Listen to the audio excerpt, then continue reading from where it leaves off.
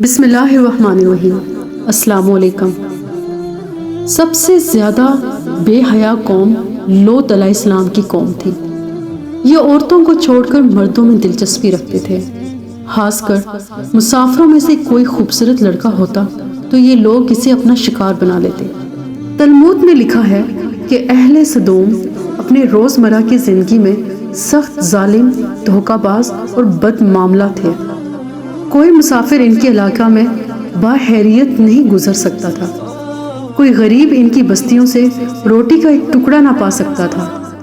کئی مرتبہ ایسا ہوتا تھا کہ باہر کا آدمی ان کے علاقے میں پہنچ کر فاقوں سے مر جاتا تھا اور یہ لوگ اس کے کپڑے اتار کر اس کی لاش کو برہنہ دفن کر دیتے۔ اپنی وادی کو انہوں نے ایک باغ بنا رکھا تھا جس کا سلسلہ میلوں تک پھیلا ہوا تھا۔ اس باغ میں وہ انتہائی بے حیائی کے ساتھ اعلانیہ بدکاریاں کرتے تھے۔ حضرت لوط علیہ السلام نے انہیں توحید کی دعوت دی اور بدکاری کے اس گھناؤنے عمل سے توبہ کرنے کا حکم دیا۔ حضرت لوط علیہ السلام نے کہا، تم یہ کیوں کرتے ہو؟ کیا تم عورتوں کو چھوڑ کر لذت حاصل کرنے کے لیے مرد کی طرف مائل ہوتے ہو؟ حقیقت یہ ہے کہ تم احمق لوگ ہو۔ تو پھر حضرت لوط اہل سدوم کو دن رات واعظ و نصیحت کیا کرتے تھے، لیکن اس قوم پر اس کا کوئی اثر نہ ہوا، بلکہ وہ بد نصیب بہت فخریہ انداز میں یہ کام کرتے تھے۔ انہیں حضرت لوط کا سمجھانا بھی برا لگتا تھا، لہٰذا انہوں نے صاف صاف کہہ دیا کہ اگر تم ہمیں اسی طرح بھلا کہتے رہے اور ہمارے کاموں میں مداخلت کرتے رہے تو ہم تمہیں اپنے شہر سے نکال دیں گے۔ حضرت لوط نے نصیحت اور تبلیغ کا سلسلہ جاری رکھا، لہٰذا ایک دن اہل سدوم نے خود ہی عذاب الہی کا مطالبہ کر دیا۔ اللہ تعالیٰ نے اب تک ان کے اس بدترین عمل، فحاشی اور بدکاری کے باوجود ڈھیل دے رکھی تھی، لیکن جب انہوں نے حضرت لوط علیہ السلام سے ایک دن کہا کہ اگر تم سچے ہو تو ہم پر عذاب لے آؤ، لہٰذا ان پر عذاب الہی کا فیصلہ ہو گیا۔ اللہ نے اپنے فرشتوں کو دنیا کی طرف روانہ کر دیا۔ یہ فرشتے دراصل حضرت میکائیل اور حضرت جبرائیل علیہ السلام تھے۔ پھر یہ فرشتے حضرت لوط علیہ السلام کے گھر تشریف لے آئے۔ حضرت لوط نے جب ان خوبصورت نوعمر لڑکوں کو دیکھا تو سخت گھبراہٹ اور پریشانی میں مبتلا ہو گئے۔ انہیں یہ خطرہ محسوس ہونے لگا کہ اگر ان کی قوم کے لوگوں نے انہیں دیکھ لیا تو نہ جانے وہ ان کے ساتھ کیا سلوک کریں گے۔ حضرت لوط کی بیوی کا نام وائلہ تھا۔ اس نے آپ پر ایمان نہیں لایا تھا اور وہ دراصل منافقہ تھی۔ وہ کافروں کے ساتھ تھی، لہٰذا اس نے جا کر اہل سدوم کو یہ خبر دے دی کہ لوط کے گھر دو نوجوان لڑکے مہمان ٹھہرے ہوئے ہیں۔ یہ سن کر بستی والے دوڑتے ہوئے حضرت لوط کے گھر پہنچے۔ حضرت لوط نے کہا کہ یہ جو میری قوم کی لڑکیاں ہیں یہ تمہارے لیے جائز اور پاک ہیں۔ اللہ سے ڈرو، مجھے میرے مہمانوں کے سامنے رسوا نہ کرو۔ کیا تم میں سے کوئی بھی شائستہ آدمی نہیں؟ حضرت لوط علیہ السلام کی بات سن کر وہ لوگ بولے، تم بخوبی واقف ہو کہ ہمیں تمہاری بیٹیوں سے کوئی حاجت نہیں، اور جو ہماری اصل چاہت ہے اس سے تم بخوبی واقف ہو۔ قوم لوط کے اس شرمسار جواب سے اندازہ لگایا جا سکتا ہے کہ وہ فعل بد میں کس حد تک مبتلا ہو چکے تھے۔ جب حضرت لوط علیہ السلام کی قوم ان کے گھر کی طرف دوڑتی ہوئی آئی، حضرت لوط نے گھر کے دروازے بند کر دیے اور ان نوجوانوں کو ایک کمرے میں چھپا دیا۔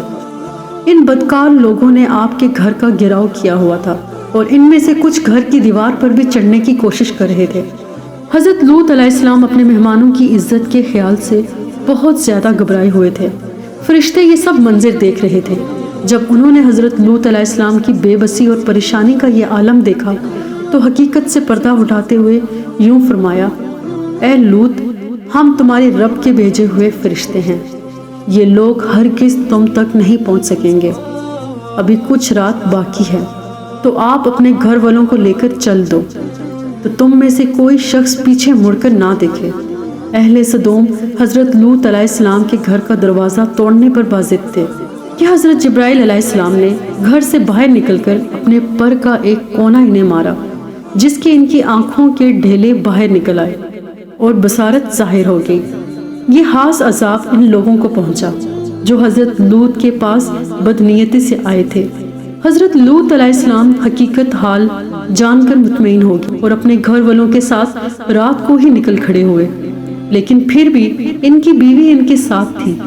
لیکن کچھ دور جا کر وہ واپس اپنے قوم کی طرف پلٹ گئی اور قوم کے ساتھ جہنم واصل ہو گئی۔ صبح کا آغاز ہوا تو اللہ کے حکم سے حضرت جبریل نے بستی کو اوپر سے اکھاڑ دیا اور پھر اپنے بازوں پر رکھ کر آسمان پر چڑھ گئے، یہاں تک کہ آسمان والوں نے بستی کے کتے کے بھونکنے اور مرغیوں کے بولنے کی آوازیں سنی۔ پھر اس بستی کو زمین پر دے مارا، جس کے بعد ان پر پتھراؤ کی بارش ہوئی۔ ہر پتھر پر مرنے والے کا نام لکھا ہوا تھا۔ جب یہ پتھر ان کو لگتے تو ان کے سر پاش پاش ہو جاتے۔ صبح سویرے شروع ہونے والا یہ عذاب اشراق تک پوری بستی کو نیست و نابود کر چکا تھا۔ قوم لوط کی ان خوبصورت بستیوں کو اللہ نے ایک انتہائی بدبودار اور سیاہ جھیل میں تبدیل کر دیا، جس کے پانی سے رہتی دنیا تک کوئی فائدہ نہیں اٹھایا جا سکتا۔ سمندر کے اس حصے میں کوئی جاندار مچھلی، مینڈک وغیرہ زندہ نہیں رہ سکتی، اس لیے اسے ڈیڈ سی یعنی بحر مردار کہا جاتا ہے، جو اسرائیل اور اردن کے درمیان واقع ہے۔ ماہرین آثار نے 10 سالوں کی تحقیق و جستجو کے بعد اس تباہ شدہ شہر کو دریافت کیا تھا۔ تحقیقات سے پتہ چلا تھا کہ اس شہر میں زندگی بالکل ختم ہو چکی ہے۔ شہر کے راستے اور کھنڈرات کو دیکھ کر آرکیولوجسٹ نے یہ اندازہ لگایا کہ جب یہ شہر تباہ ہوا تھا اس وقت لوگ روزمرہ کے معاملات اور کاموں میں مشغول تھے اور یہاں زندگی اچانک ختم ہو گئی تھی۔ اہل سدوم جنہیں پتھر بنا دیا گیا تھا، ان کے بت ابھی تک بحیرہ مردار کے پاس موجود ہیں، جو لوگوں کے لیے ایک عبرت ہے۔ آج یورپی ممالک میں انسانی آزادی کے نام پر اس بدکاری کی اجازت دی جاتی ہے اور اس فحش عمل کو باعث فخر سمجھا جاتا ہے۔ روایتوں کے مطابق ایک مرتبہ حضرت سلیمان علیہ السلام نے شیطان سے پوچھا کہ اللہ کے نزدیک سب سے بدترین عمل کیا ہے؟ ابلیس بولا، جب مرد مرد سے بدفعلی کرے اور عورت عورت سے خواہش پوری کرے، اور مجھے شرم آتی ہے یہ کہتے ہوئے کہ آج ہمارے معاشرے میں یہی سب چل رہا ہے، بلکہ اس قبیح کام کو قانون کی سرپرستی حاصل ہے۔ اللہ ہماری دنیاوی اور آخروی زندگی کو بہتر بنانے کی عقل و عمل عطا فرمائے، آمین۔